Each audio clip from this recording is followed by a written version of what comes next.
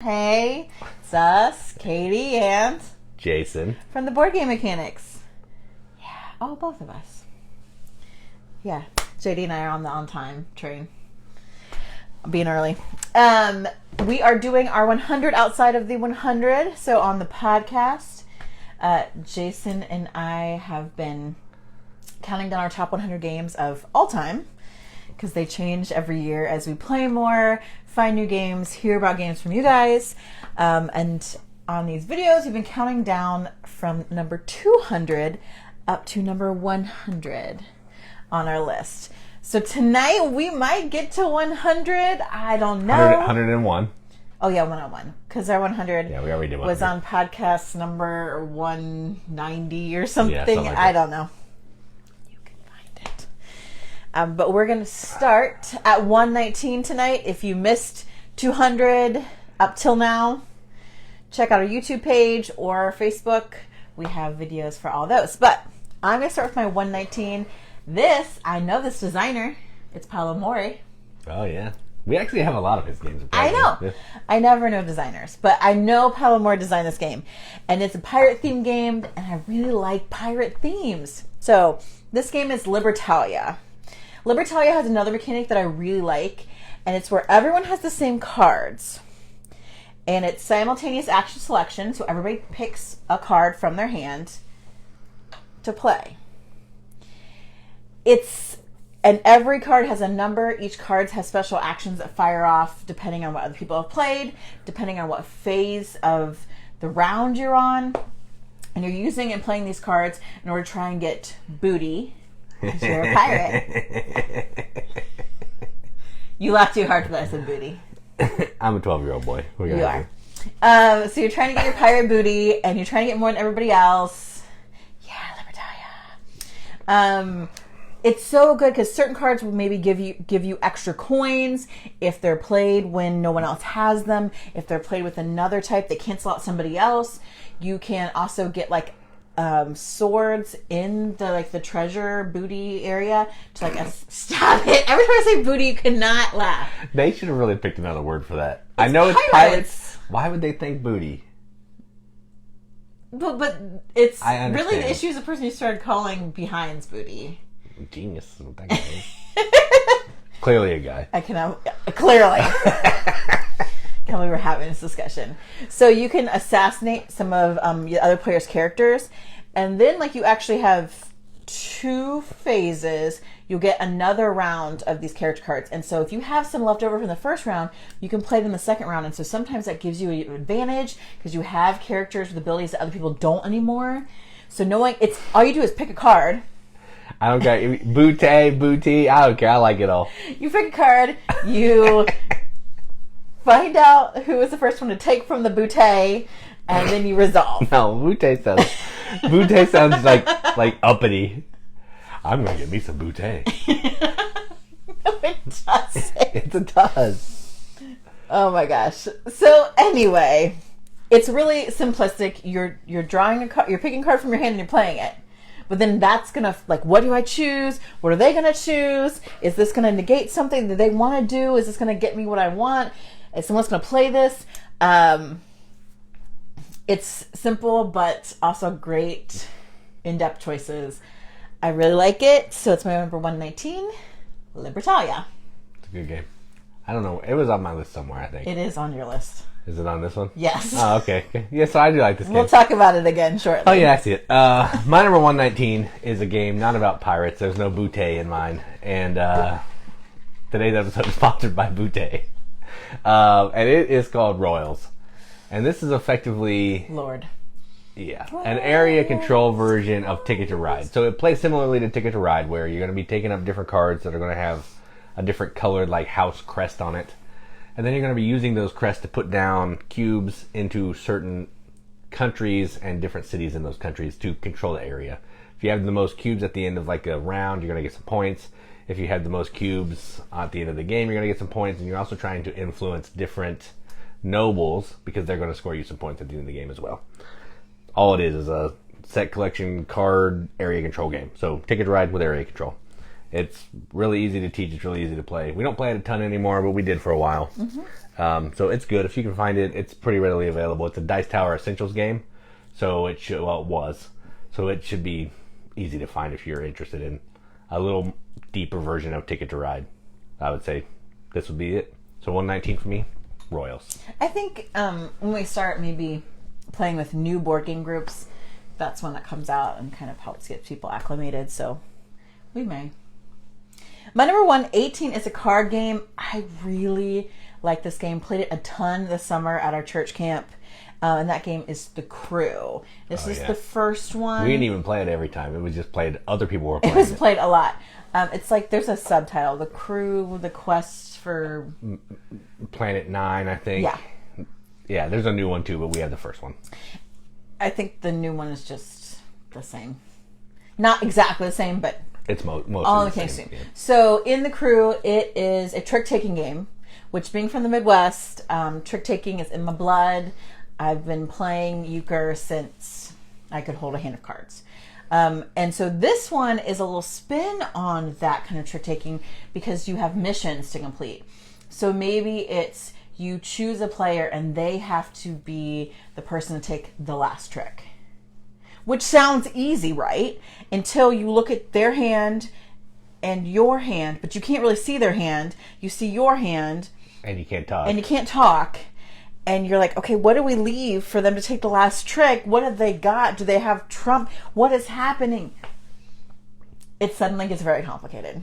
Yeah, it's tricky. I mean, you're just playing. But it's... Boute. A2 Boute. A2 Brute. A2 Brute. That's what I said. I thought you said Brute. You're funnier than me. I am. So it's trick-taking, but the different missions kind of change up what your goal is. They take that regular, I just want to take as many tricks as possible, to a different level. Who takes the first one? Like maybe we each have to take a trick in order. And they seem relatively simple. And there's a range of them. And there's quite a few missions in the book. Like 50. And some are harder than others. You can play the same one over and over and over if you want to. That's true, because it is really challenging. And so I think this is great, especially for people who are card game players, who are trick-taking game players, your euchre players, your spade players.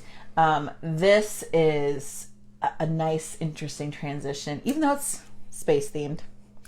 And so my 118 is The Crew, The Quest for Planet 9, or something like that. Yeah, The Crew, yeah. Scott's encouraging. My number 118 is a trick-taking game. Sorta. It has trick-taking elements, but it's also at its heart basically a pick-up-and-deliver game. And it's called Tricky Tides. And I'm not sure the company, I think it's Zafty or Golden Seal or something. You moved it, didn't you? It was right behind me. It's behind you still.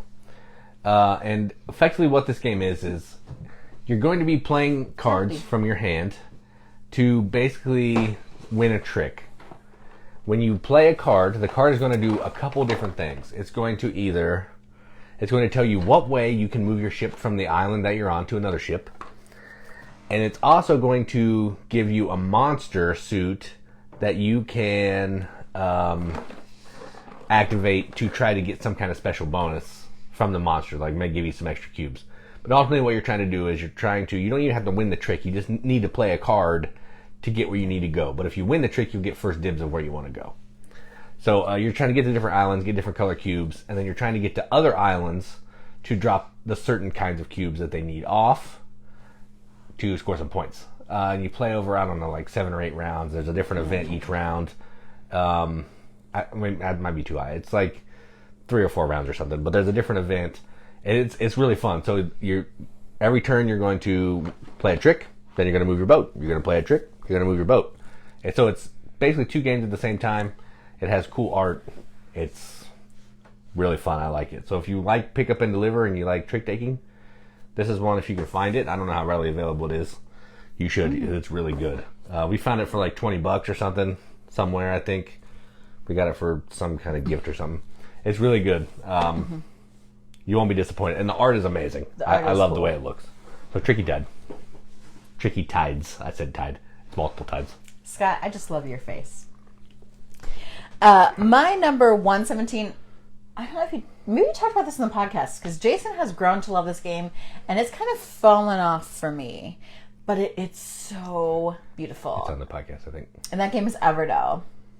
So Everdell is a worker placement. We'll find out. Tableau building game where you are making your little animal forest village. I feel like it's Redwall, if anyone's read that series. It's like Redwall the game, because it's all these beautiful, cute little creatures that are going around collecting like berries and twigs and sap and stones. I think that's it, right? Twig, stones, and yeah. To make buildings. And, you know, they have a post office and they have a school. There's also these like linking mechanics where if you have the post office, you can play the mail carrier without paying. So there's kind of a nice little mechanic like that, kind of like what Seven Wonders Duel does with the cards. Yeah, same kind of deal. But you're playing through these seasons. Oh, the Shape Meeple characters are so cute. There's like a butt ton of expansions out there right now. We don't have any of them, and I still love them. We don't have any of them, but the game is still fun. It's adorable, and you're just trying. You only have so many spaces big of like card slots. You can make your little town or village. So you're trying to get the ones that'll give you the most points at the end of the game. You can have a husband and wife. They can live together on the farm, so that doesn't take up extra space. There's some really neat card play in it. Jason really likes it, but I didn't like it at first. Every time I played it, I've liked it more. It's my number 71, so I did talk about it on the podcast. Okay. So, yeah, I haven't played it for a while, and I haven't played any of the expansions, so that should be interesting too. Yay, Ryan, you read that. I read a cookbook in hardback. Ooh, I'd love to have. I don't own any of them. I read. Isn't Redwall about mice? Sort of. So I wonder if the cookbook is just nothing but cheese stuff. No. They live at this abbey at some parts, and like they'll have the description of the feast they have at this abbey. It's like all these beautiful cakes and things made from stuff in the forest. Shut up. I didn't say anything. Why am I wasting my breath? It's beautiful. I would love the official cookbook. I actually don't own any of these. I would love to have them. There's some that I haven't read. Like I really liked Pearls of Lutra. Like there's some Mariel of Redwall. Oh, it's a good series. If you haven't read it, if you have like children getting into chapter books, or you can even read this to them. I know you get so hungry. It's like, yes, thank you. Okay, you can talk to Ryan later. So anyway, a recap. My 117 is Everdell. My 117, I'm pretty sure Katie had on the top 100 or something. You like it probably more than this. I like it. Oh, okay, all right. So she may talk about it later. A little more than this. This game is called the 100 Torii, and this is from Pencil First Games. Scott Caputo, I think, is the designer. He did Whistle Stop, Whistle Mountain, all that kind of thing. And effectively, what this game is it's a tile laying game. So you're gonna have a couple tiles. Vincent Dutrait, I think.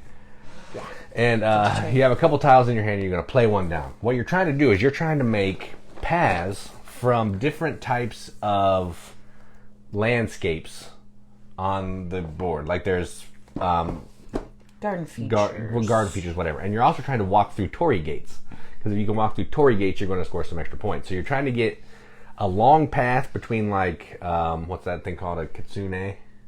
Sometimes like there's like a kitsune statue or whatever, and I'm trying to make a path to another one of those statues, but I need to make it kind of far away, but the path is always going to be connected to the shortest distance. So I'm trying to make it a good path to score some points, but I'm also trying to like not mess up, and then there's another one right next to it and I don't get any points.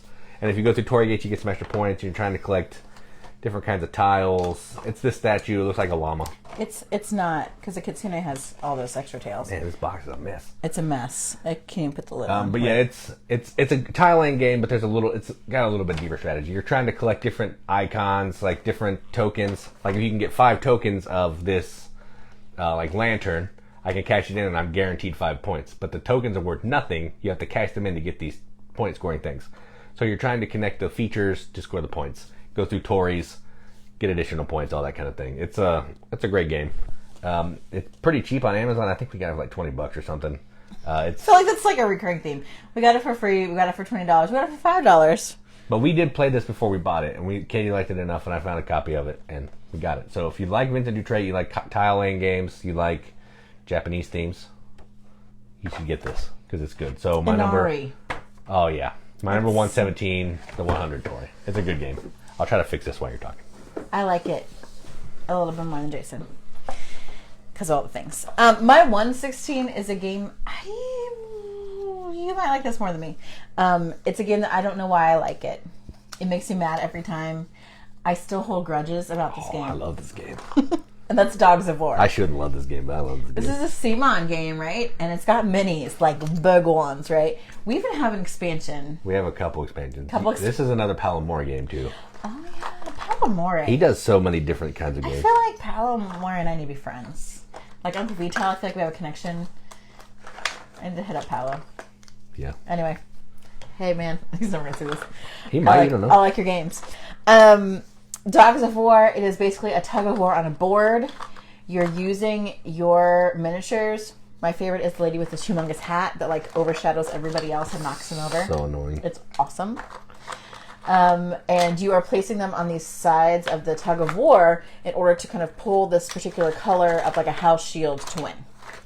And you're playing cards to place out your characters to kind of move the tug in whichever direction. When you win, you can get some little extra bonuses. You're going to get money to buy like war machines and like soldiers to be able to fight. But you can make alliances. All player interaction opens are... You can lie to people too about alliances. Yes, and people do. You rat. You... I'm so... This is probably a game where I've come close to a table flip. It is ridiculous. Like, you're like, oh yeah, well, if you go here, then I'll go over here. Because you have some shields, some secret shields that you want to win to give yourself more points. So you're trying to pull those in your favor. You're also collecting shields, and so you want those to win because you get points for how far the shield is up on the track. They all start at negative points. So you have to work, right? And in order to work, you gotta get someone else to freaking help you. And sometimes they say they'll help you, but they don't. They don't, and they lie, and they stab you in the back. Yeah, it's pretty mean. I don't know why I like this game so much. Because I always get so angry. But I guess it just plays to my passionate personality. I like to be the girl with the big hat, so. It doesn't go on for a long time either. Yeah, and it's quick, and it encourages interaction as well, which I always enjoy that part about gaming anyway. So, my 116, Dogs of War. And sorry if that sounds appealing. Good luck trying to find it. Oh. It's criminally out of print. Sorry. We got ours from that out of the board game place that went out of business. Oh, yeah. And it was still like $50. Yeah, we not paid $20 or $5 for that. But we hunted that one down. That's for sure. All right, so my number 116, I'm not sure if it's even in your top 100. I talked about it last week on the podcast, you dummy. Oh, yeah, that's right. I'm terrible at remembering. I love this game. Yeah. Tanto Cuore. It's, oh, yeah, because we said the word slutty a lot on the podcast. Well, you did. And then Mike commented and said yeah. that it's so low on my list that it's almost fake news. Yeah. So this is a game, it's a deck builder, which means you have some junky cards to start out with, and you're going to be using those cards to acquire better cards throughout the game to score most points. And this is themed around some maids who are trying to take care of this master of the household. I don't know. That's the theme. But effectively, you're using bad cards to get better cards, and they just happen to be slutty maids in the art. So it's anime, really kind of risque anime, but it's good. My only issue with this game, I like the way it plays. It would be higher for me, but the text is really small. And it's really hard to read. Like, even when the cards are sitting on the table, you have to pick them up to look at them. You can't. It's that small. It's like the tiniest text I've ever seen on a card. Ex Libris. Well, that's true. So if this had bigger text, this would be a deck builder I would want to play more. And maybe if the artwork was a little more like Heart of Crown, like non-risque anime, I might bust it out a little more too. So, yeah, it's good. We have all the expansions. Just if you want one, just grab one. They're all pretty good. I like the Winter Romance one the best because it has the butlers, and people need to buttle sometimes. But each of them has like a different kind of mechanic besides just your basic. Oktoberfest has the cool random building. beer deck that I liked a little bit too, where you can get drunk and you have like the beer stands and. Yeah, so if it sounds cool and you like deck builders and you haven't played this one, if you can get past the art and you can get past the small text, pick one up. They're not super expensive. I don't know, like $30 or something. They're not that bad. Yeah. Japan made games. They sell them all the time. And they run sales sometimes for like 25 or 20 or something. So, if you like deck builders, this will be one you should check out. So mine are 117, 16, Tanto Cuore. And we keep looking because it's like right there. We can see it on our shelf. And some people don't want to get past the art because they like the slutty made art. That's true. I'm not a big anime guy, so it doesn't do much for me. It could just be like white cards with text. It'd probably be easier to play and teach, honestly. But yeah, I don't care about that. I like the anime art. It's my birthright. My number 115 is a really simple card game, and it's so high for me because we can play it with so many people, and it's always fun. And the game is No Thanks. Oh yeah, we played this one a lot. Played this one a ton. So in No Thanks, there are a deck of cards with numbers on them. It's three to like 30 something, 38 or something like that. About all those numbers. When you collect, you have chips then that you start out. Everyone starts out with the same number of chips, and you want to get the least amount of points. It's the golf scoring, right? So if you take a card, that becomes your points. So if we get going and I flip over the first card and it's a 38, I'm going to say, no thanks. I have to play a chip on it. Eventually I could run out of chips and I have to take a card. Yep. But when there are chips placed in a card, if I take that card, I get all those chips as well. So there's some push your luck to it. Also, if you can get numbers in a run, the lowest number is the only one that counts. So you're trying to get those runs. It's over there somewhere. Behind us. Is it? Yeah. Oh, I thought it was in that basket. It was. You keep rearranging this room. God, are you gaslighting me? That's what I feel like. Like a non-murdering Ted Bundy, or no, what was the guy that moved the furniture? That's Marilyn. No, Charles Manson. Charles Manson, a non-murdering Manson. Manson. His minions did his it. creepies. Yeah. I forget what they called them. I don't know anything about that. You told me about it. Yes, this one is good because I like quick play card games because we play with a lot of people that aren't gamers. Like Jason and I prefer to play big, heavy Euros. Absolutely, when it's the two of us. But it's not always the two of us. And again, I like to play with other people, not just Jason. I couldn't reach it. It's fine. It's fine. But this one is cheap. It's fun because you're like, ooh, do I want that? Oh, am I going to get stuck with it? Like, who still has chips? Who doesn't? And people can... It's tense every time. It like, is super every time. tense. And, like, people can count. Like, it's not hard. You either take the card or you say no thanks and play for chip. Like, that's it. Yeah.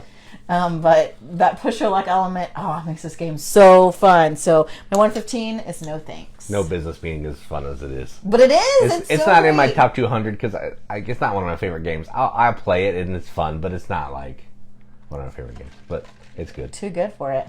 Butte on you. I am too good for it. So my number 115 started the whole thing about Butte, and it's Libertalia. I'm not going to go into it too much more. Katie talked about it. Palomori, pirates, booty, Butte. I did a good job explaining it, I felt. Yeah, Katie explained it already, so I'm not going to belabor the point. But this game also hard to find. I heard it's coming back from Stonemaier, Yeah, so I that's did good. hear that. But Palomori apparently can't keep his games on the shelves. Maybe they're just that good. People snatch them up, and I don't know. Again, I should be pals with Palomari. Yeah, if you can find this game and for cheap, I would say pick it up without even playing it because it's good. You need to. You don't want to play it at 2 players because it's not as good, but 3 or more, solid game. Mm-hmm. So my number 115, Libertalia. And then if the second edition comes out, then you could probably get the first edition for cheaper. Right, and I think the first edition looks amazing. Yeah, I like it. It has a cool piratey look to it. It's pirate-esque. There's a PC version. Interesting. Boardgame Arena? Yeah, the only game I've ever played on there, 2. I played Takenoko, and I played Stone Age. That's it. Oh, I hate Stone Age. I think it's an unpopular opinion. I'm not a fan. it's annoying. The rolling for resources is annoying. It's boring. But I mean, I played it after I'd played a billion games, so that's probably why. Also, Crecy said that there's a Dogs of War on eBay for $90. Wow. I did not pay $90 for Dogs of War. We might have paid $30. I mean, there's a bunch of plastic in it, so even that... I mean, with our expansions, we've spent about $90 on it, because I got a couple extra characters, and plastic coins, which are nice. Because they don't have metal, they don't have plastic. It's a good game if you feel like, oh, I got money to throw away. Get it for $90 on eBay. Go for it. Or just send me the $90. I'll let you come play it. My number 114 is a co-op game. I have a couple co-op games on this section of my list. Again, I don't love co-op, but I love that it brings people together. And this one, I think, is like Mastermind, people keep saying, but I've never played Mastermind. It is, yeah, it's Mastermind. So that's Rising 5, Runes of Asteros. So the neat thing about this game is you're trying to figure out the order and position. Order and position, yeah, just the position of the runes. Position of a set of runes. There's right? like 6 different colors or something like that. Yeah, 5 or 6. And you have cards that allow you to move these characters around to help you figure out how the runes should be set, as well as like fighting monsters to help you be able to like open the portals to check the runes or something. I don't know. Yeah, because every time you make a check, the portal's closed, so you got to reopen the portal. Yeah, the theme was. But the cool thing is that there's characters on the board. Everyone can move any of the characters. That is It's cool. not like I own this character. It's, oh, this character happens to be close to what I want to do. I have cards for it. I'm going to have it. Also, you can talk freely, and so saying like, well, I can move this character later if you leave it here and use its special power, which these characters have one. Like, I think that makes for really interesting gameplay, even though it's like a simple kind of deduction type game. It's not the hardest co-op in the world, but it's still fun. It's challenging, but it's not like Ghost Stories. Right. And I don't like a lot of co-op just beat you around mercilessly, and most of those I don't enjoy. And this one is a little bit easier to win. I think we've won every time. Yeah, it's pretty easy. You could make it harder, I think. Yeah, I think you can put the red sun down some spaces so you have less time. I don't know if that's an unofficial rule, but you could do that if you wanted to. It comes with it has an app that you can use that shows you like the runes will light up a certain color if it's in the right order, and then a different color if it's in the right order and right position. The app is cool. I think it's cool. It's a fun little game. It's a nice way to introduce co-op and play with the people. So Space game. You love space. Yeah, I love space. My 114 Rising 5. I don't know what that is on mine. I might have forgotten about it. Probably. I do like that game, though. My number 114 is... Actually, I don't know if it's a game that you really like that much. No. But I actually played it not that long ago with Brandon, and I liked it a lot. I liked it a lot more. Really? Yeah, I don't know. Maybe we played it wrong before, but... I keep feeling... Every time we play it, I think we play it wrong. And I don't think we actually are. I just feel like this game isn't that great. No, I must be playing it wrong. It didn't feel like that last time. Okay. And the game is called Fantastiqa.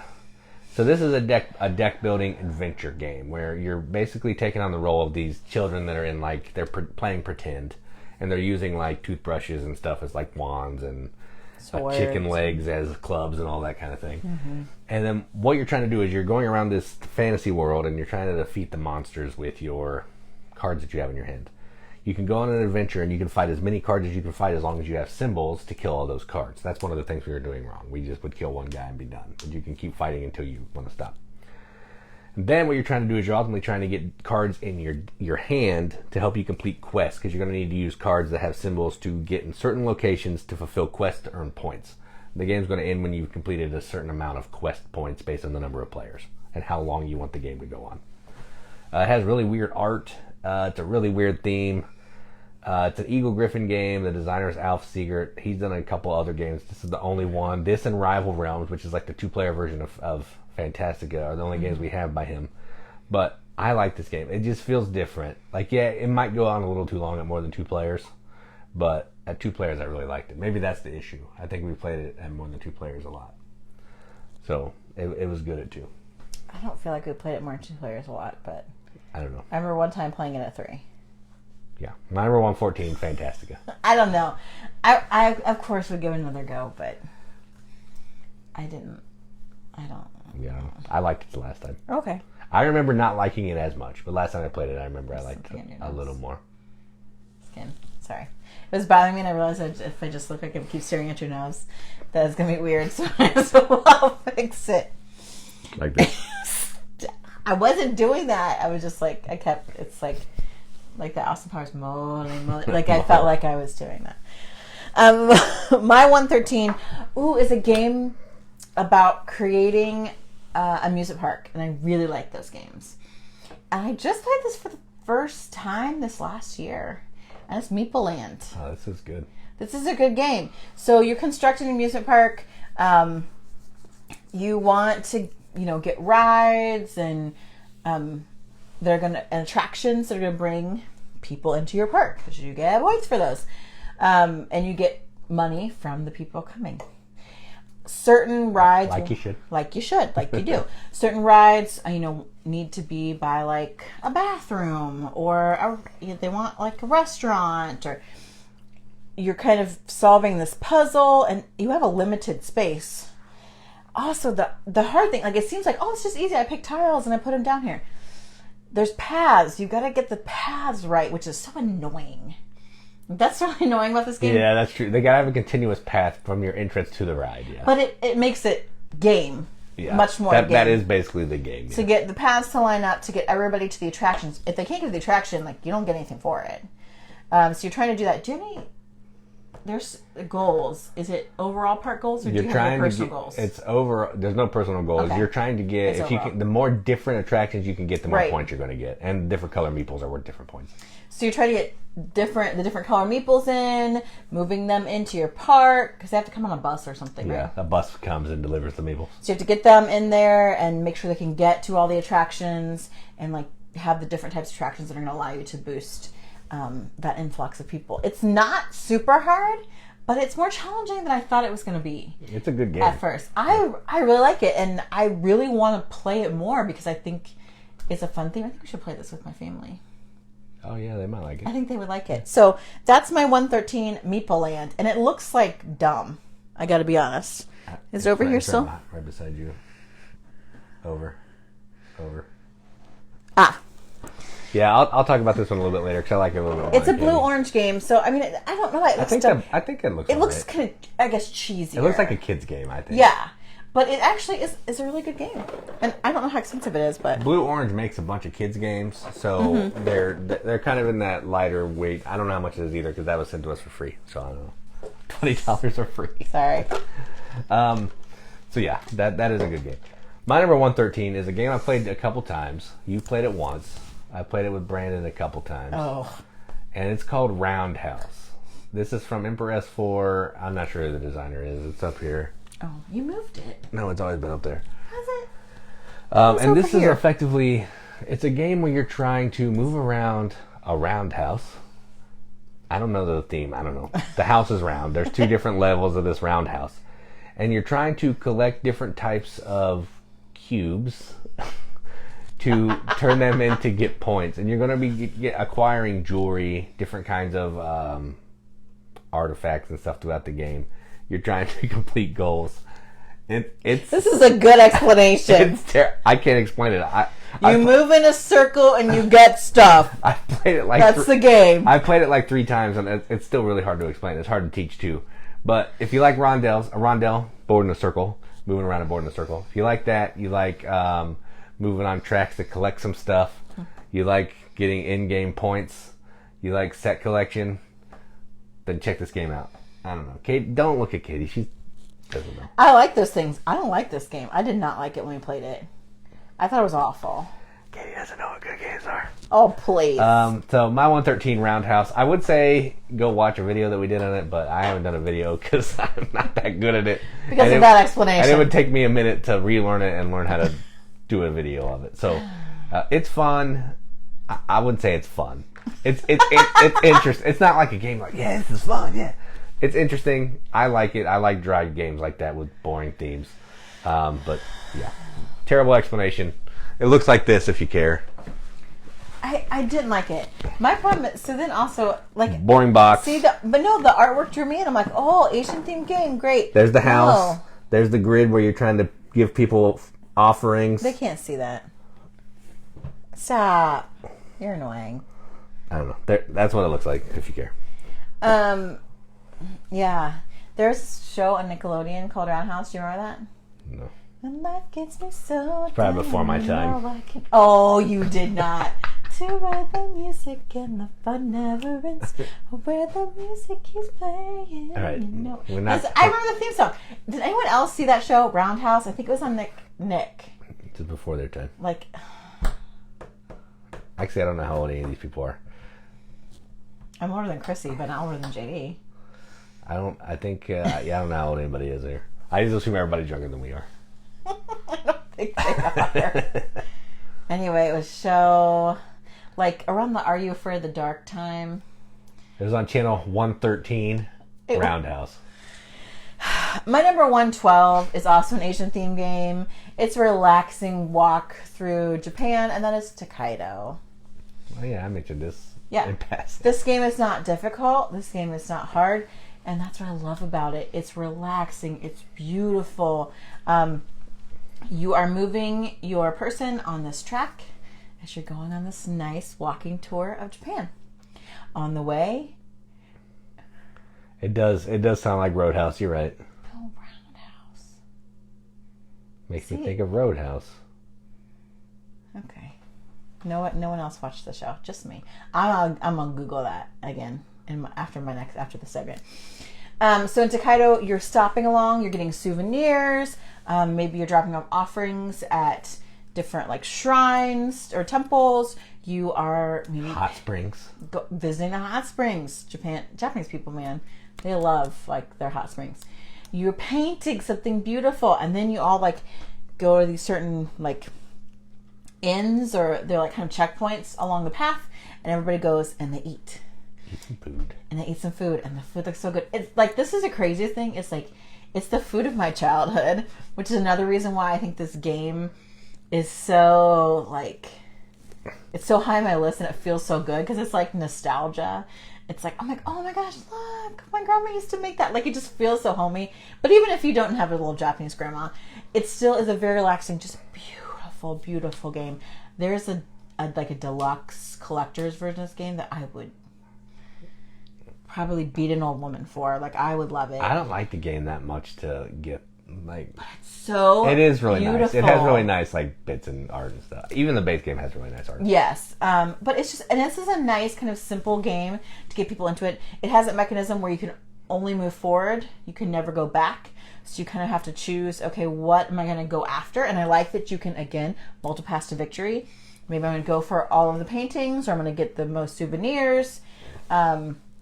And you're also trying to get, like, make sure you have money so that you can buy different types of food to get the points from that. Yeah, because you can't eat the same dish twice. You always have to eat something different. You got to try it out. Which is what's, I think that's really neat about this game as well. And then people start to kind of block you out. The person's the farthest back is the person that goes next. So that's kind of that rotating turn order. So how far forward do I want to go? I just like it. It's like a nice little book. So that's my 112 Tokaido. Yeah, it's not the deepest game in the world, and it is probably a game that you can play with anybody.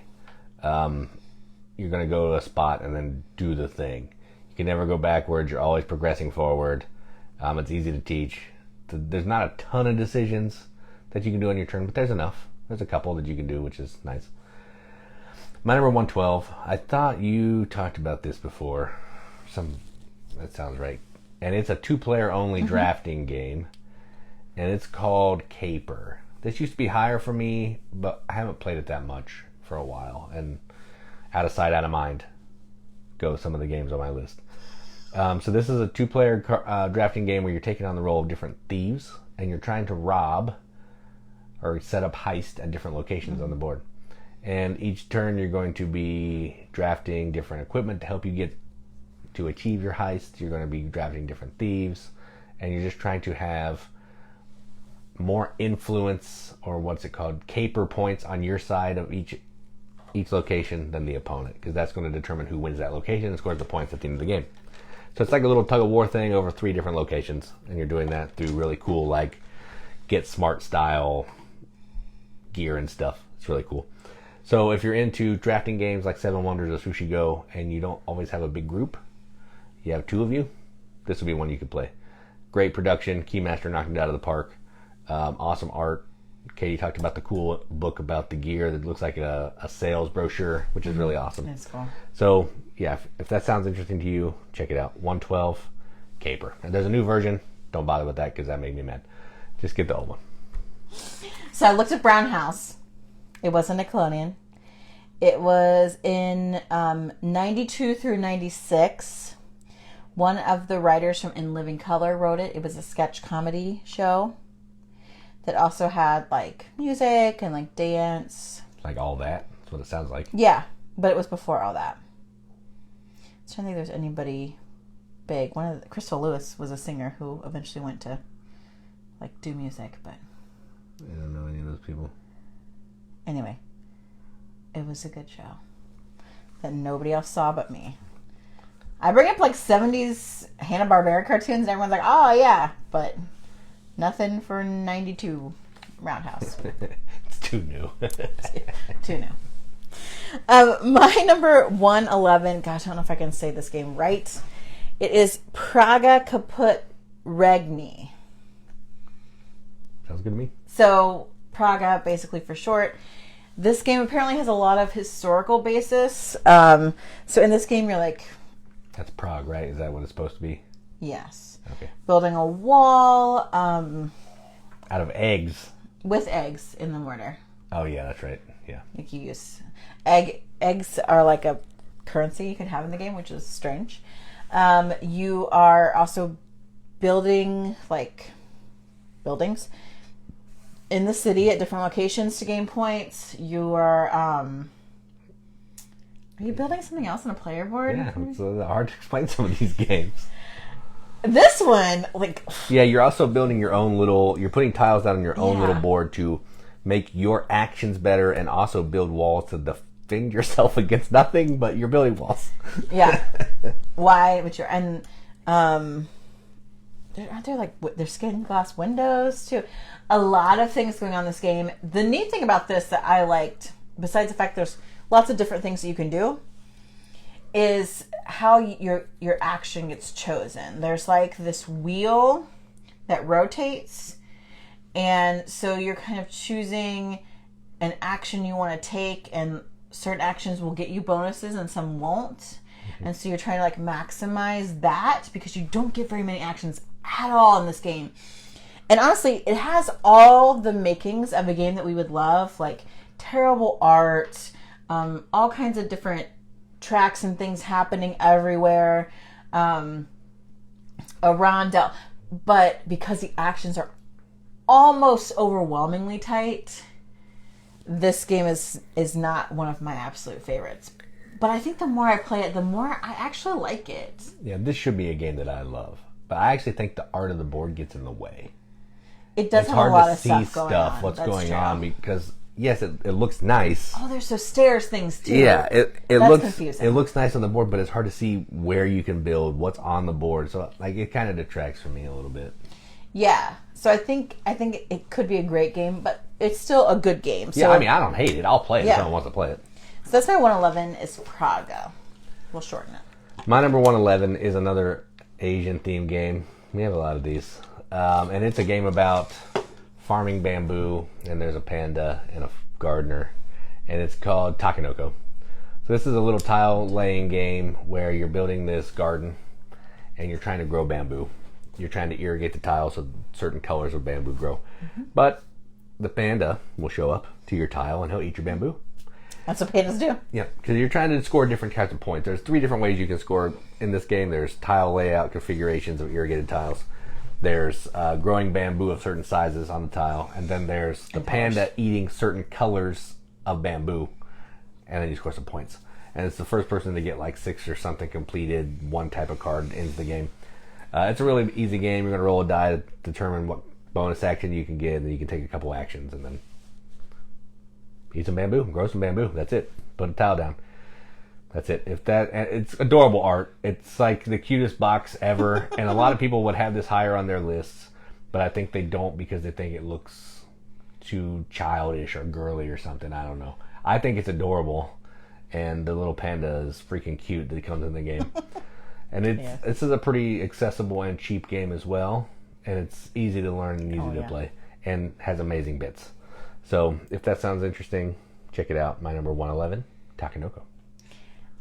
I think that is higher on my... I might have talked about that in my top 100. Yeah, we've talked about it before somewhere. But it is the one, or maybe it was lower, but it's the one where if I have people come and look in the game room and pick out a game, that art on that box, they're really drawn to it. And it is really easy to teach, and a lot of people just really like that game. You mean they're not drawn to the brown and tan boxes that just have the name of the game on it? No. And really ugly, hard to read font? No. They don't. Lame. He only ate bamboo. Interesting. That's all I usually do is eat bamboo. It depends. You can end the game really fast that way. Depends on what comes out.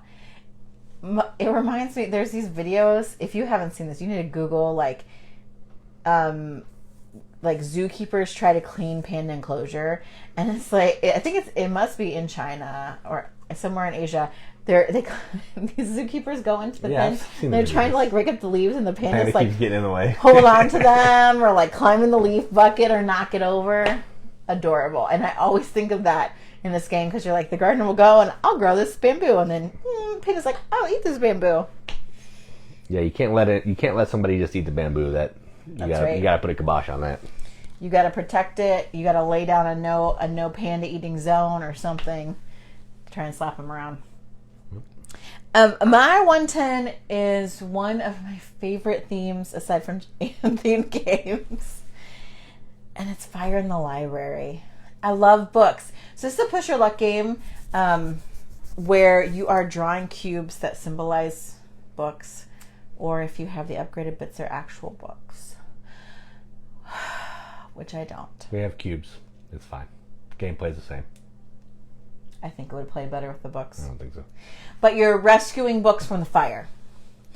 There's also fire cubes in there because you're rescuing books from the fire. Yeah. So you take turn order. The interesting thing about turn order is the earlier you go, you're like, oh, there's more books in here. But also you're rushing headlong into the fire first. So just a little bit of fire going to burn you. So each kind of player order gives you a different tolerance for fire, which I think is really thematic and neat. You can get tools to help you put out some fire or grab more books, make the book score more for you. It's one of those boxes that you open it out, and the scoring track is on the inside of the book or of the box, yep. Which I like that. I think that's nice. I just really like this game. It doesn't get enough play. It's a good game. It is. I just think now that I've got Quacks, it's hard to play any other game about pulling stuff out of a bag. So it's not any fault of this game. It's just I like Quacks. No. If we had the book Meeples, I bet we'd play it more. No. I like cubes. So that is my 110 Fire in the Library. All right. My number 110, I think you talked about already. It sounds familiar to me. I did. Not this week. Yeah, I don't remember. Last week, maybe. But it's called Lewis and Clark: The Expedition. So this is a game about... What are they traveling down the Mississippi? That goes like this. Okay. It's about Lewis and Clark. They're not on a river. They're trying to go to the Northwest Passage. There's explorers. There's Sacagawea. And what you're trying to do is you're trying to make it from one... Don't try to talk about theme or history or geography. You don't know any of those things. I know Lewis and Clark and Sacagawea. Just talk about the game. You move your meeples this way, and then you sometimes come back this way. You try to take 5 steps forward in exploration. You take 4 steps back in exploration. You set up camp. You're trying to be the first person to get to Fort something over in the West Coast. And whoever gets there first wins the game. So it's a really slow race with some really interesting card play that determines what actions you're going to be able to take on your turn. Katie talked about it before. I clearly don't know what I'm talking about. So we'll just leave it. You can keep Katie's game explanation in the back of your mind if you care. But it's a good game. It's kind of long. It's hard to teach. But it's Vincent Dutrait. Looks good. So my number 1... Who's laughing at me? My number 110, Lewis and Clark: The Expedition. Thank you. Oh boy. All right, we're going to stop at 1. History teacher Jason. I am, man. I was laying it down, Sacagawea. Do we want to stop at 110 and then do like the final? Yeah, that's fine. Or do you want to keep going?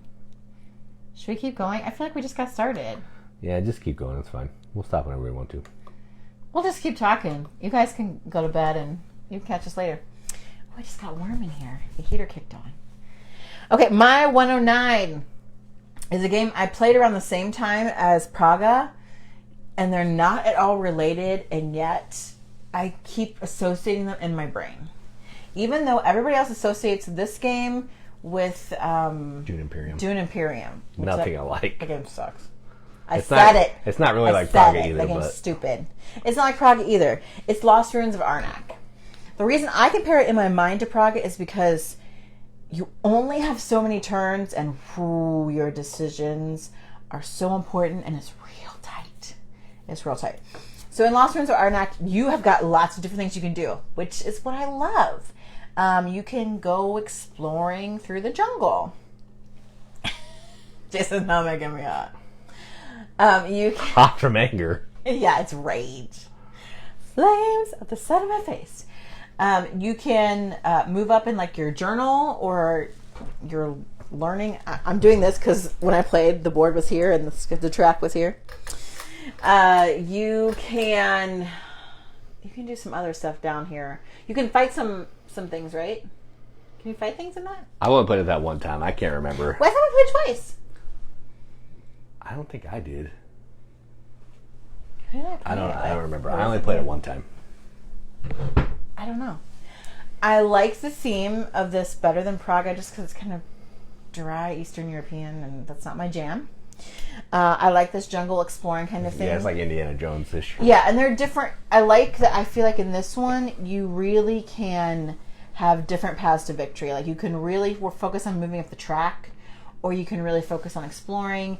And like when you make those moves, and like what kind of resources and cards that you have, it's so vital. I like a game with tough, crunchy decisions. This is not for everybody. Absolutely. I would not just pull this out and be like, hey guys, no. Because I feel like even thinking back, it was like there's a little AP because I wanted to make everything the most of everything that I could. But I personally like those kind of puzzles. We don't own this. We have it. Yeah, it's Chris's. Here, I need to play it again. Mm-hmm. For sure. Because I really enjoyed it. It's from Czech game? No. CGE. Yeah. And that is my 109 Lost Ruins of Arnak. All right, my number 109, I'm pretty sure was on the podcast, and from Katie. And this is called The Castles of Mad King Ludwig. So this is like Katie's mentioned before, but I'll talk about it a little bit. It's a tile laying game where tiles are different shapes. You're basically building this really weird layout of a castle, and you're going to be scoring points based on different types of rooms that you have next to other types of rooms, or if you can enclose a room completely off, that's going to give you some bonuses, maybe some money. And the interesting way about getting this tiles is you're doing like an auction. Whoever's the master builder is going to arrange these tiles by price. So maybe there's one that they really want someone to take, so they'll put it cheap so they can get some money because the money goes to them. And then they get last pick, so they get what's left. So you're buying tiles, putting it in your castle, trying to score the most points. It's going to end when a certain amount of stacks or something runs out, or I'm not sure the end game, I can't remember. But yeah, it's a fun game. I love making the castle really weird. Katie likes doing the dungeons and the basement and all that thing. I just like music rooms. I like the big tiles. I like getting the bigger tiles in mine. They make everything look wonky, and I don't. It's a castle for a mad king. It's not going to be perfectly square. Mine's not perfectly square, but it has a flow. I know. I don't want the flow. I want it to be crazy for the mad king. But yeah, it's a fun tile game. Some people like Suburbia better. I guess it's similar. We have Suburbia, but we haven't played it. So yeah, either one if you like tiles, I guess is fine. But can't talk about that one because I haven't played it. But I really like this one. I like the theme a little bit. So 109 Castles of Mad King Ludwig. And I really like the theme because I lose almost every time because I'm too busy working on my castle. I mean, again, the theme is thin. There's not really a theme, yeah, but I guess just the building the castle and being silly with it is the theme, I guess. My 108 is another game about books. Okay, we need to play Suburbia, which I love, obviously, as I mentioned before. And this is also a game which has little tiny writing. And I mentioned it earlier. That's Ex Libris. In Ex Libris, you are arranging a book collection. And each person has a particular type of book that's going to score them extra points. There's also verboten, some books that you don't want. They're forbidden books, and they give you negative points. So you're trying to avoid those. You do this through worker placement. And on each round, you're putting out like a new spot. You put out new spots, don't you? Yeah, new work up to a point, and then... Yeah, eventually. Yeah. The spot's full. To place workers, they have different requirements there. You get different amounts of books there, or maybe you can even rearrange the books on your shelves, because you're also trying to... You have to get them in alphabetical order. And numerical order. There's letters and numbers. There are numbers, too? Mm-hmm. Oh, like a number... Yeah, there's like A1 through like A6. Yeah. They're all different titles, which I think is really neat, and they're colored. It's really pretty. Unfortunately, what you do at each spot is really, really tiny on the tiles. And there's no iconography either, so... No, so you have to like pick it up and read it to everyone, and then pick it up again when anyone wants to go there, and then when you can't remember, you pick it up again. Yeah, because you're never going to see it. If you're not sitting right here in front of it, you're not going to read it. Or you haven't played enough to know, like, oh, yeah, at that spot, we're trading and stuff.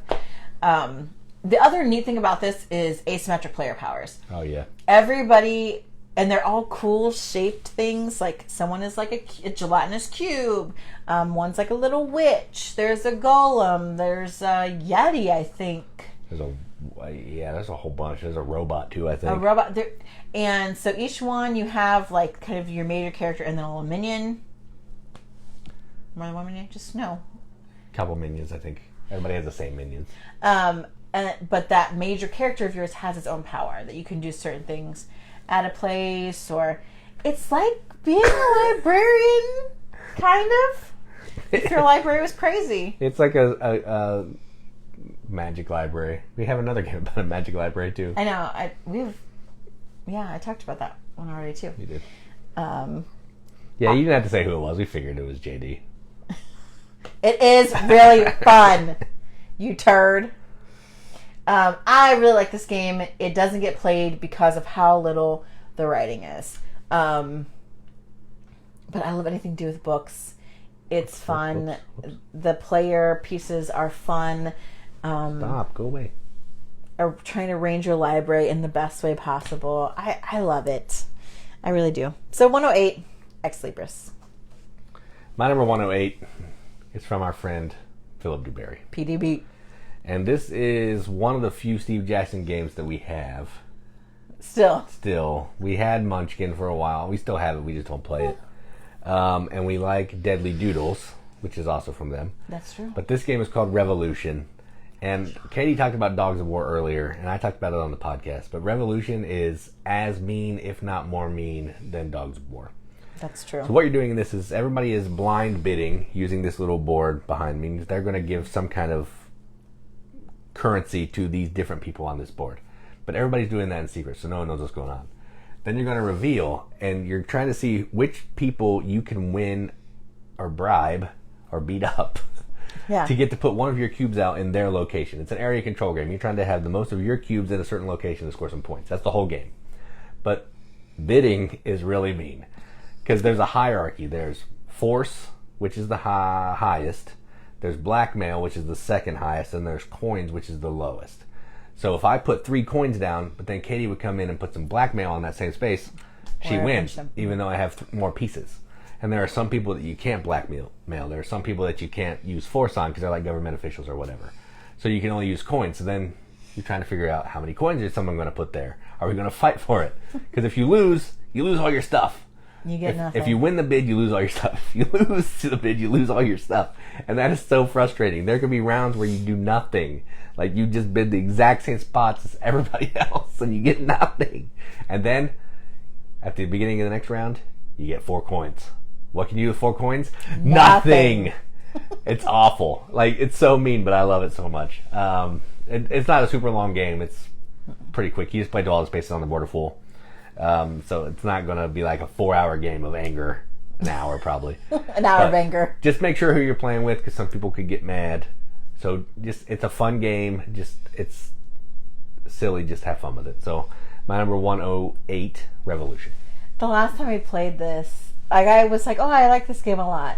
Last time I played it, I'm like, this game is freaking area control. I hate this game. It's not, the area control is the nice part of it. I don't even like the bidding that. Like the bidding, I'm okay with. I'm like, God, I can't win anything. I just like to irritate other people, I guess. I don't know. My 107 is another cooperative game. And it's not space, though, but it has the word rising in it. And that's Atlantis Rising. This is a cooperative game where you are on the city of Atlantis. It's like shaped like a star, the board is. And you are trying to keep it from, well, you can't keep it from sinking. You're trying to build all these. Yeah, it's going to sink. It's going to sink. It's going to sink. You're trying to build this core in order to power your teleportation machine so you can get everybody off the island, right? So the cool thing about this is each person has a unique leader that gives you a special player power. And there's a ton of them. And they're all really different and interesting. I like that. Like you have ones where the champion, if they go to the very last spot on a branch of the island, even if that part gets sunk underwater, they can still accomplish what they were doing there, which is cool. So you're going and it's worker placement, because you're going to trying to get items to help build this reactor. You have to get people together sometimes. Oh, you got that, I got this. Let's go meet here and build this part of the reactor. And you're trying to get as much stuff as you can because the island's sinking, and taking the stuff with it. It's not super easy like Rising 5 is, but it's not. I didn't feel like there's no hope of winning. We won, right? We did, but it was close. Yeah, it was like a couple turns and we were dead. It was real close. And I like that. And I like the player powers. So you're like, hey, my guy can do this. Why don't I go here? And then we can put other people there. Or maybe you're not going to... You have to roll sometimes, I think, to get resources. Yeah, sometimes. You got to have a certain number of people there to negate the... I don't know. Or it could go under, sink if you're kind of towards the end. We only played it one time, so I'm a little... But I really, really liked it. There's something really compelling about it. I wouldn't mind owning this one. It's good. It's expensive. But I was it's not $5. That's why we don't own it. But it's $50. It's that nice sweet spot of being achievable, but not being overly easy. And I like that. And it's just a good co-op. So that's my 107, Atlantis Rising. Yeah, if you're interested, I think it's from Elf Creek Games. Theirs is a reprint. It was from someone else before, but they reprinted it. It's really fun. It's a good co-op. I'm not huge in co-ops, but that's a good one. That's a good one. My number 107 is a game that we backed on Kickstarter, so not $5. And this is a game about making moonshine and delivering it to customers and to Granddaddy Pappy, or good old Pappy, or whatever. What are you saying? His name's Pappy. Granddaddy Jad Joe Bob Pappy did. The game is called Moonshine Empire.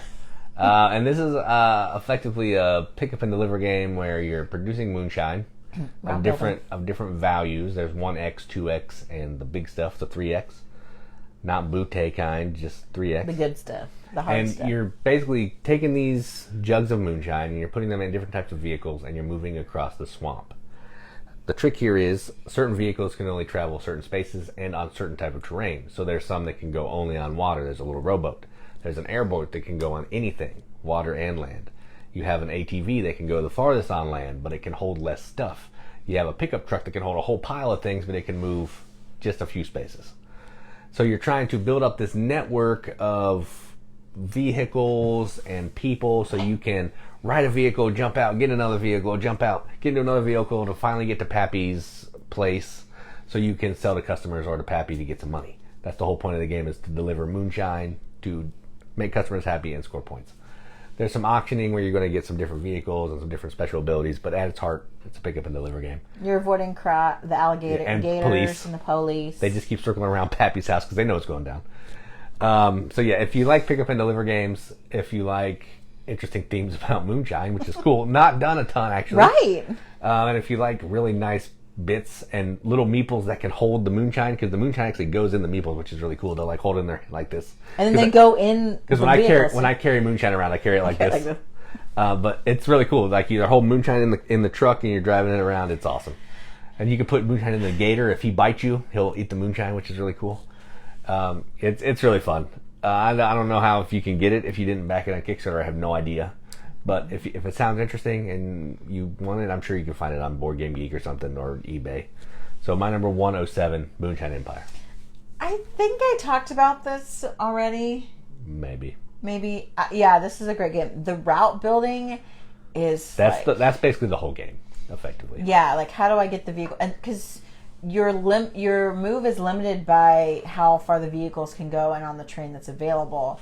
So it's not like, oh, I get one move. No, I can move everything that I can get to. Yep. As far as it can go. So that once you get that kind of going, I gotta sneeze. That's really neat, and you can borrow other people's stuff. With 2 players, I don't know. We need to play it with more. Yeah, at 2 players, there's no borrowing. But if you're playing at 4 players, the vehicles are just abandoned. They don't belong to anybody. Yeah. So, like, if someone leaves a vehicle here and I need it, I'll just jump in and take it. It doesn't matter. Like, you can go raid people's stills and steal their moonshine and stuff. Like, yeah, it's cool. Yeah, it's a fun game. My 106, Jason already talked about. It's the 100 Torii. So, thank you. This is again, you're walking through a beautiful Japanese garden that you're building with tiles. They are square, which is why I'm able to play this game. And you are trying to make the longest route between 2 objects in the garden. Stones, bridges, Inari statues, lotus flowers. Whatever you have, you're tracing the path. You get points for, I think, how many tiles you go, and then any gates that you go through. You've got helpers that you're able to hire at some points to help you maximize the points that you make. Again, fairly simple game. You lay down a tile and you pick what item you are matching. But there's a lot of almost AP with this of where do I place this to get the maximum points. And it's really pretty. I really like it. So 106, the 100 Torii. I agree. Should have been number 100. We should have made it number 100. Sorry. I know. Fail. Wah, all right. wah. My number 106, I don't know if you talked about it or not. I can't remember. No. But this is a game we've had for a long time. And it's basically poker with dice. And it's called Dice Town. So this is effectively... Yeah. Okay, you shook no. I was like, no, I'm pretty sure that's right. No, I'm agreeing. Okay, all right. I got it. So this is effectively... It's like a Yahtzee style game where you're going to have 5 dice. You're going to shake them. And you're trying to get different types of poker hands because the dice are effectively like 9 through ace of poker, like playing cards. And different types of cards are going to allow you to do different things. So 9s are going to give you gold nuggets. Whoever has the most 9s gets that many gold nuggets. 10, I think, will let you take steal cards from somebody. The Jack will let you get cards from the Emporium. 10's the bank. Yeah, a whole bunch of different actions that you can take. You're going to be able to steal some things. You're going to make somebody the sheriff, which is going to break ties effectively, and it's worth 5 points at the end of the game. And if you don't get anything, you're going to get like Doc Bad Luck. Doc Bad Luck, which is like a booby prize.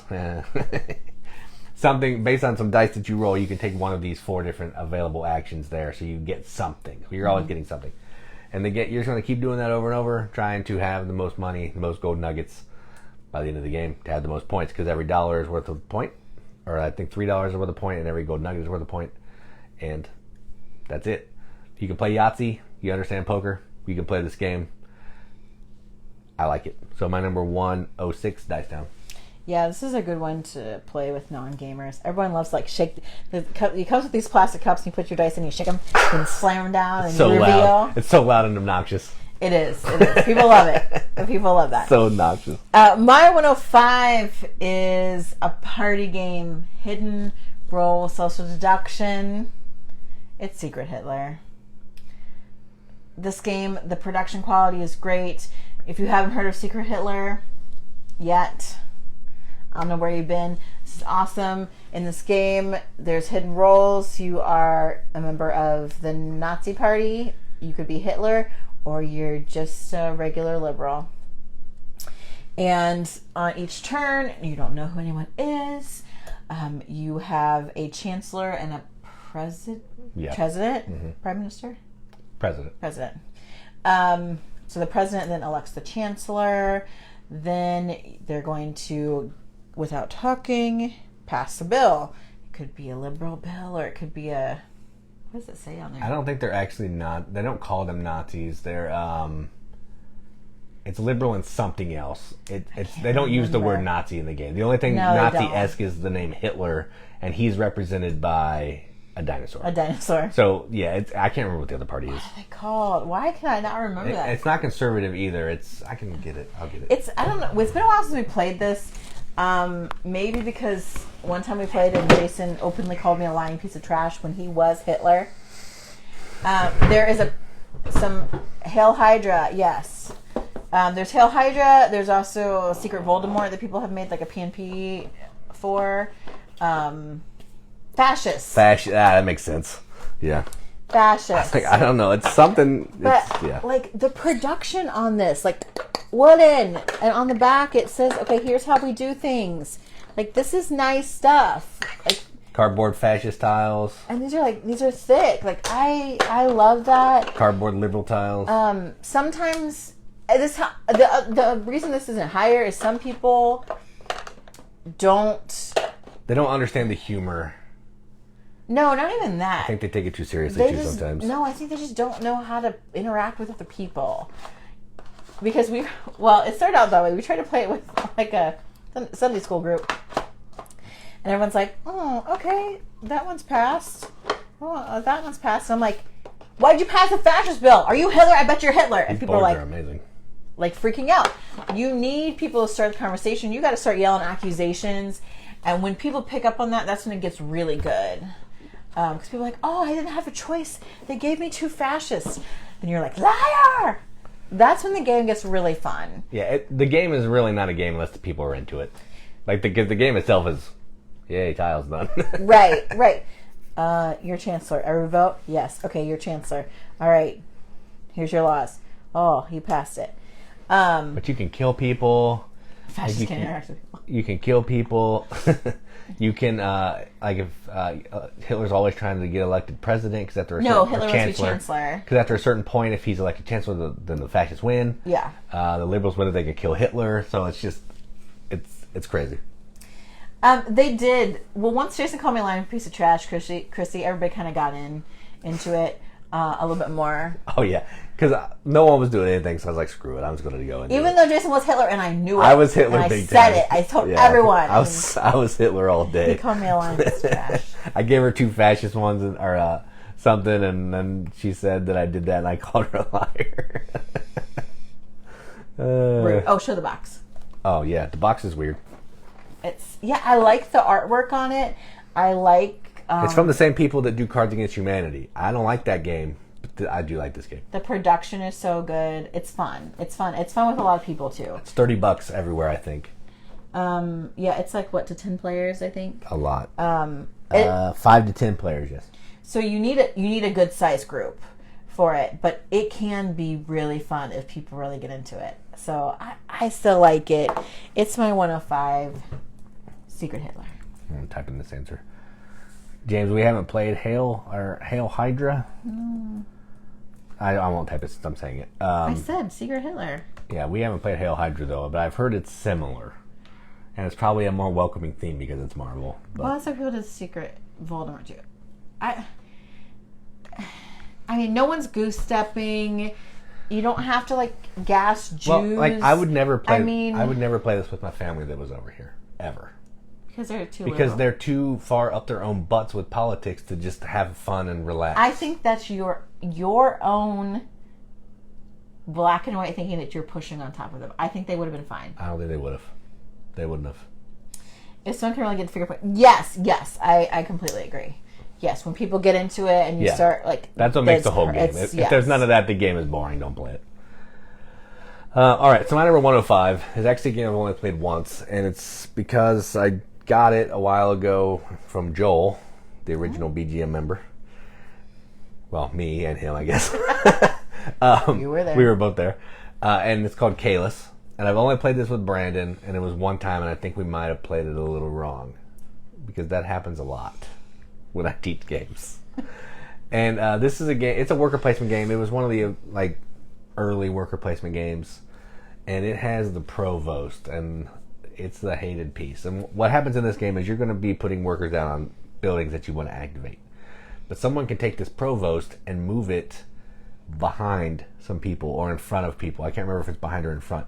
But if you're too far behind or in front of the provost, you can't take those actions. So you may spend your whole turn trying to take these actions that you need to do stuff later. Someone moves the provost back, you're out of luck. So you're trying to manipulate that provost to keep it in front. I think it needs to be in front of you or something. So you can take all the actions. Because that's really mean. If you're using all these actions to plan out stuff, go into these buildings, building buildings so you can use them to get money, and then someone makes it so your building doesn't activate, that's nasty. Yeah. And the buildings are going to activate in this snake order from top to bottom. So you're trying to make, you're going to activate stuff close, but the better actions are going to be farther away. But that's where the provost comes in and can mess you up. So worker placement game with some kind of fiddly rules and really terrible art. We have the really old and busted version, which should be no surprise to anybody. There's a new version that looks better, but we have the angry, scowling king. Oh, I see it. Right there. Here's the angry, scowling king. Look at that. Doesn't that make you want to play this game? It's terrible. Don't let the box turn you away. Let my description turn you away, because that's pretty terrible too. It's a good worker placement game. If you like worker placement games and you want maybe something that's a little meaner than Lords of Waterdeep or something, which is pretty nice, really, Caylus is where it's at. So, yeah, you should probably find this one for $5 somewhere. So my number 105, Caylus. I've never played Caylus, and it's hideous. It's hideous. The board and the pieces don't look much better. Stop doing that. My 104 is a game that Jason already talked about, and I'm looking at it over here. I don't think I talked about it yet. If I did, someone's going to call me out. My 104 is Electronic Mall Madness. I love this game. So good. I think I thought it wasn't on my list, but I really like this game. That's some fake news right there. I know. It's such nostalgia for me, because I actually owned this as a child. Well, it's middle school or something. Late childhood. I don't know. Played it all the time with my sister. If you are unfamiliar with Electronic Mall Madness, you are missing out, my friend. You are. We played this. I've only played this with adults. Well, and Rory. No, our daughter. But with adults a lot, actually. So in it, you've got shopping lists. You need to get 10 items. You're moving your person around the mall. It's essentially a roll and move, but the voice in the middle tells you But it's way cooler. How far you can move. This is also an interesting way to teach our children about sale and clearance. No, well, there's sales and clearance, but also about money, because you have a card, but it's actually an ATM card, because you have to go to the ATM sometimes and get cash to pay for things. You can't just swipe your card. Nobody does that anymore. Nobody does that anymore. So that was new, I think, for our youngest daughter. She's like, "What do you mean? I have to go to the bank and get money out? Can I just use this? What is this?" So you're kind of managing your money. You're trying to look for sales and clearances that happen, and they change every so often. The little talking voice lets you know. Sometimes you'll go into a store and the line will be too long, or they're out of stock, or it costs $5 more, and the voice is really annoying. Sorry, try again later. Or you leave your lights on in the parking lot. You have to go. You're getting ready to get to the last store that you need. You got to go all the way back to the stupid parking lot. You left your lights on. You got to meet somebody at the pizza parlor or whatever. So annoying. It's so retro. Yeah, I think I said this in my. It's really not that good of a game, but it's fun. It's still fun. It's still bangs, man. I really like this game still. My 104, Electronic Mall Madness. All right, so my number 104, I'm going to try to explain. We haven't played this for a while. And it's been, I don't know, a couple years maybe since we played this game. And this game is called ZhanGuo. I don't even know if I say it right. CH is J sound. ZhanGuo. It's from What's Your Game? So this is a big, heavy Euro game. What you're doing in this effectively is trying not to try to avoid disaster. Yeah, you're trying to avoid disaster. You're installing governors in different locations around the board. Yeah. You're building the Great Wall. You're also trying to you're trying to keep upheaval from your workers down, because they don't want to revolutionize. As they're doing actions for you, they're going to get angry because you're making them do stuff for you that they don't want to do. So then you're trying to put different types of government officials down on your player board to quell the resistance here, and then so you're trying to balance the stuff you're doing on your player board with what you need to do on the actual board. There's some cards that are different colors and different actions that let you do some of that stuff as well. I haven't played it for a long time. I don't even know if what I'm saying is correct, but yeah, it's a whole lot of stuff, and this game is really, really, really hard to teach. This is probably the most difficult What's Your game that I've played. So we have 4 or 5 other ones, but this one is the most difficult in my opinion, from a teaching perspective. The gameplay is actually not as difficult, but teaching is rough. And since I would be the one teaching it, that's why it stays on the shelf. I like it. It's fun. It's just really hard. So if that sounds good to you, if you want to beat your brain up, check it out. So my number 104 is ZhanGuo. It is really hard, but I remember liking it. It's not even... There's just a lot of choices, and you're like, okay, I want to do this. Not quite Vital Lacerda-esque, but okay, I need to keep this, but I can only place this here, and because all the actions stem from playing a card in one of 2 places. You play a card to the board, and if it's higher or lower than the card that's previously down there, that's going to determine what action you can take. Or you can tuck a card onto your player board to help you quell the resistance. Yeah. So you're playing a card, but then from that, in Vital Lacerda fashion, not his game, but it explodes. Yeah, it is. It's good. I like the challenge because you're really trying to complete these things, and it's difficult to do that, but yeah, it's rough. Yeah, it's not easy. It does feel like a Vital game, kind of. It does. I don't know who designed this. Not him. But. Not him. My number 103... We didn't talk about this one. Our friends at the Boardgame Rundown talked about this not too long ago. And for me, it's not the same as Sagrada, but it's better. It's better, and it feels like what Sagrada does, and that's role player.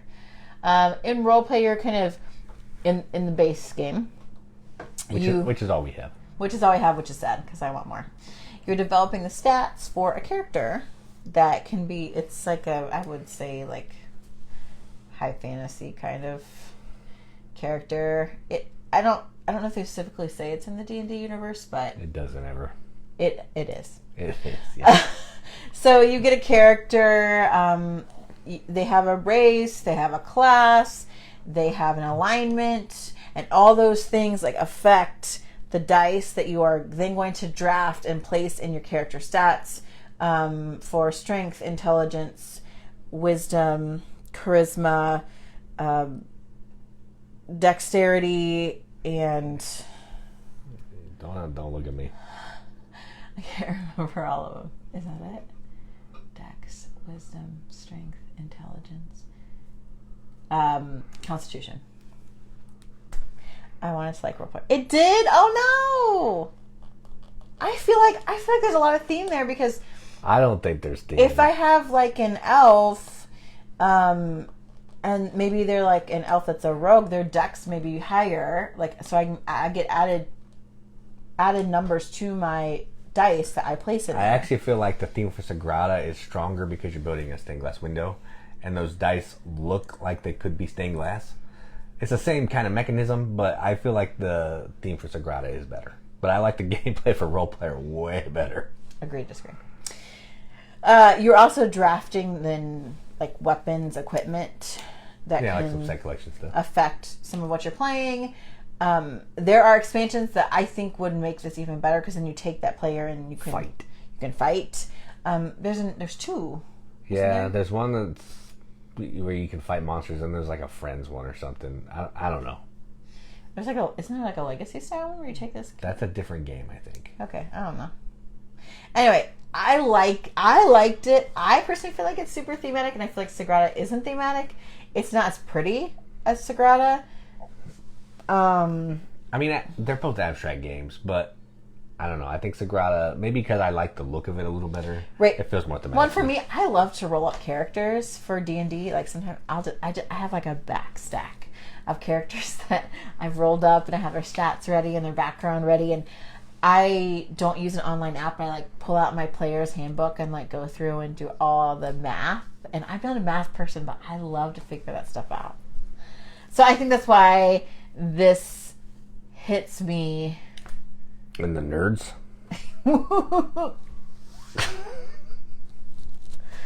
I like this game. It's my number 103 role player. I'm hilarious. I'm gonna smother Jason in his sleep tonight. Can I say that? Don't put me in Facebook jail. I'm just kidding. No, it's just as you say, stab with an EpiPen. Hey. All right, so my number 103. I'm not sure if we talked about this or not, but it is a game I think came out this year. I don't know if I talked about it because I can't remember it. Our friend Chris brought it over and we played it. It's a worker placement game, sort of, and it's called Cryo. So this is from the designer of Dwellings of Elder Vale. I don't know his name. It might be a team. I don't know. I don't know. But effectively, you're taking on the role of you are some kind of scientist, and you're trying to rescue people from this planet that's about to get destroyed. No, you're going. They're in cryo sleep. They're in cryo sleep, and you went to the planet because your planet's destroyed. So you're here, and like you're going to try to work. And you're trying to get them from cryo sleep down into the tunnels. So there's a place to be safe, and then you're going to wake them up. And the way you're doing that is you're going to you have like 3 drones that are going to be your workers, 3 or 4 drones, and you're going to be sending them out to these different locations. Where you put them is going to determine what kind of action you're going to get. You're going to get some resources. You may be able to rescue some of your people. You may be able to take them down into the tunnels to discover some things and get some points. There's a little more to it. We've only played it one time, so I'm not sure what else there is. But I know there's some card play where you can make your people better and your drones do different things. Mm-hmm. But and then eventually you're going to have to pull your drones back. You put them on your player board, and that's going to give you some things as well. It's good. Yeah, it's good. A terrible explanation, but it's a worker placement game with a few different twists to it, and it is in space, but it's on a planet. So we'll I wish it would have been a different theme. It's a fun game, even in spite of the theme. I think the game is fun. I'd like to try it again because I enjoyed it. Yeah. And I would like to know if what I said about it right there was correct or not. So my number 103, Cryo. Mostly correct. My number 102, I know Jason's talked about. It's a basic worker placement game. It has a scary name, but it's adorable. And that's Demon Worker. Oh, yeah. Demon Worker, you play like some underworld overlord, and you're trying to like complete these plans to take over the earth. And you're doing that by like harvesting souls, getting slime. There's some other your worker placement sending out to get these things that can help you employ like other plans, monsters, those kind of things to help you carry things out. Demon Worker sounds scary. It's not. It's like the cutest freaking artwork ever. It could be like any other thing. Does this come from Japanime? Yeah, it's Japanime. It's Isn't up it there back somewhere. here? Yeah, it's right there if you can see it on the screen. Yeah. I'm gonna take this out. It could really be any theme, but it's just silly little cartoons. They're not at all scary. I mean, they're just really cute and like, it sounds like, we're gonna harvest souls. We're gonna pick up cubes. Like this orc looks like a pig. A goblin, adorable. I mean, they're even like. I mean, look, this guy on the box is wearing a tie. How mean can he be? Right. Asmodeus, for some reason, is this chick with huge boobs. I don't understand. Because it's from Japanime. They had leftover art from Tanto Cuore. I always play her. I always play Asmodeus because she's a capable demon witch. I like I think I used to play Beelzebub because I think Beelzebub had the devil put aside for me. Again, not scary. Yeah, and the characters, literally you fold it over because who cares? And you're looking at the icons at the bottom to tell you what things do. Yeah. So I'm going to be, from the time I get my initial character to 30 seconds later, I'm green. That's what it is. But I like it because it's a really pretty simple game, and it's a fun, different kind of theme, and the artwork's cute. And I like to kind of pull that out as a different type of worker placement game. Whoops. Sorry about that. I think I do this every week. Yep. Party foul. Anyway, it's... Jeez. Goodness. I talk with my hands. I don't know what... Last time I put it too close to my neck, and then I hit it. Anyway, it's my 102 Demon Worker. Mine are 102. Kate already talked about Meeple Land. Done. Oh, yeah. It's good. It's good. That's like the third crossover on this list we've had. Yeah, I've played this a couple more times than you. I played it with Rory, sort of. It's a little too old for her, but we played it and just moved some people into the park and put stuff down. But I've played it a couple times for real, and I do really like it. I like to have to build the paths and trying to get different types of attractions and the stupid toilets. I like getting toilets in my park because of course you 12 years old. Yeah, it's fun. It looks really nice too. Like I think of the art on when everything's set up, it looks really cool. So yeah, Katie already talked about what the game is. So my 102, Meeple Land. My 101, and the last one we're going to cover, and we've made it up to 100. Jason already talked about this. I don't know if he talked about it on the video or on the podcast. Oh yeah. But number 101 is Legacy: The Testament of Duke de Crecy. I think podcast. Oh, okay. I was thinking video, but it could be podcast. I don't know. I'll find out. In this game, you're building a family tree, and so you're trying to like marry off your children as they're producing, and then have them have children, and then they're going to be good, upstanding citizens. So they're going to contribute to public works and things. Podcast. Oh, you're right. Yeah, it was just like 2 weeks ago. It's a really unique kind of theme. I've never seen another game like that except there's one that I wanted that I could, my father's work, where you're like playing for future generations. That one just came out though, so I know I want that one. And it's like $100. $100. I want them real bad, but can't afford it. But this one we did. I think Fred trade. Fred talked about it, and I got it. Fred talked about it, and we tried it, and so it's kind of a lot of table space. Because you're building out this tree and they're having children and you're kind of trying to make advantageous marriages and get the money going and be good citizens. I like that. I think that theme is fun. It's really good. And you're kind of leaving each other alone too. You're fighting on the main board, but barely. Yeah. It's good. I like it. My 101, Legacy: The Testament of Duke de Crecy. Oh yeah, that's a good game. It's really good. I've played it more than you, which is probably why it's higher, I would say. Yeah. My number 101 is a game that I played with Mike Picorni, and then he sent it to me for my birthday, and I haven't actually gotten to play it since, which is sad, and I want to. And it's called Circadians First Light, and this is from Garfield Games. Oh. I don't think it's Shim Phillips is the designer, but it is this company. And this is effectively a dice placement game that takes place on some planet. And you're trying to go out on, you're using these dice to grow some resources in your lab, because you have to have food and stuff and money. And then you're going out on the planet and you're exploring for other types of goods. I think you're getting crystals, maybe some other kinds of resources that you can spend.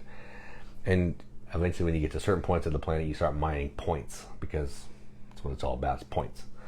And there's some other certain places where you can put your dice and you're going to interact with like these allies, which are like aliens that you can talk to, and they're going to give you some kind of special ability, but your die is going to be locked forever. And there's a couple other spaces where your dice will be locked forever. So you're going to be getting new dice as the game goes on, but you're also going to be losing dice. So you're trying to manipulate, to not put all of your dice out too quickly, because then you're hurting yourself. You're going to get new spaceships in your garage that are going to help you travel better. There's a lot going on. I only played it one time, so that's probably not probably not actually at all what the game is, but it's something about a planet and a rover and some dice. So, and I remembered liking it, and Mike remembered I like it, so he sent it to me. So eventually I will get it played again. And that's my 101, Circadians First Light. I've never played it. Space. I know. It's good. Why is space such a popular theme? Why? It's easy. Art, all you gotta do is put black. Stupid. I don't know. I think people just like it. I don't know. Why? Clearly people like it. Farming and pace, that's where we're at. Okay, so we made it to 101. We're now caught up to where our podcast starts. This week on the podcast for Christmas, we're going to be counting down 20 to 10. This week. So super good games. 20 to 11. Yes. fine. 20 to 11. But I'm going to give you a quick recap of my 119 to 101, the games we covered tonight. 119 is Libertalia, 118 The Crew, 117 Everdell, 116 Dogs of War, 115 No Thanks, 114 Rising 5, 113 Meeple Land, 112 Tokaido, 111 Praga, 110 Fire in the Library, 109 Lost Ruins of Arnak, 108 Ex Libris, 107 Atlantis Rising, 106 The 100 Torii, 105 Secret Hitler, 104 Electronic Mall Madness, 103 Role Player, 102 Demon Worker, and 101 Legacy, the Testament of Duke de Crecy. All right, my 119 is Royals, 118 is Tricky Tides, 117 the 100 Torii, 116 Tanto Cuore, 115 Libertalia, 114 Fantastiqa, 113 Roundhouse, there that goes, 112 Caper, 111 Takanoko, 110 Lewis and Clark, The Expedition, 109 Castles of Mad King Ludwig, 108 Revolution, 107 Moonshine Empire, 106 Dice Town, there's a whole lot here, 105 Caylus, 104 ZhanGuo, 103 Cryo, 102 Meeple Land, and 101 Circadians First Light. So that has been our 100 outside of the 100. If you missed any of those episodes, they're on YouTube as well as Facebook. Thank you guys for joining us, chatting, hanging out with us on these videos. We appreciate it so much. James, I'm not going to critique your spelling. It's fine. He fixed it. I know. But you don't have to fix it. I understand. You were going to critique it. He was just getting ahead of the game. But I hope you guys found some new games that you liked, or if you want to fight us about some games, great, go for it. If you want to hear Top 100, check out our podcast. You can get it pretty much anywhere you can listen to podcasts. We also have it on our YouTube channel as well. And we are, again, this week, for Christmas week, we're going to tackle numbers 20 to 11, and then we'll have our top 10. It's going to be a lot of crossover coming. Just so you know. Yeah. And then after we're done with the top 100, we're going to do our favorite games of 2021. Yeah. So that will be episode 200. 200. And that'll be the first episode of next year, I believe, if I did my math right. But I probably didn't. It should. It should. So because the top 10 will come out on New Year's Eve on Friday. That's true. And then next week, it'll be the top games of 2021. So thank you guys for hanging in there. We appreciate you so much. I love to hear about your top games as well. Have a Merry Christmas. I'm Katie. And I'm Jason. Keep gaming, everybody. Keep gaming.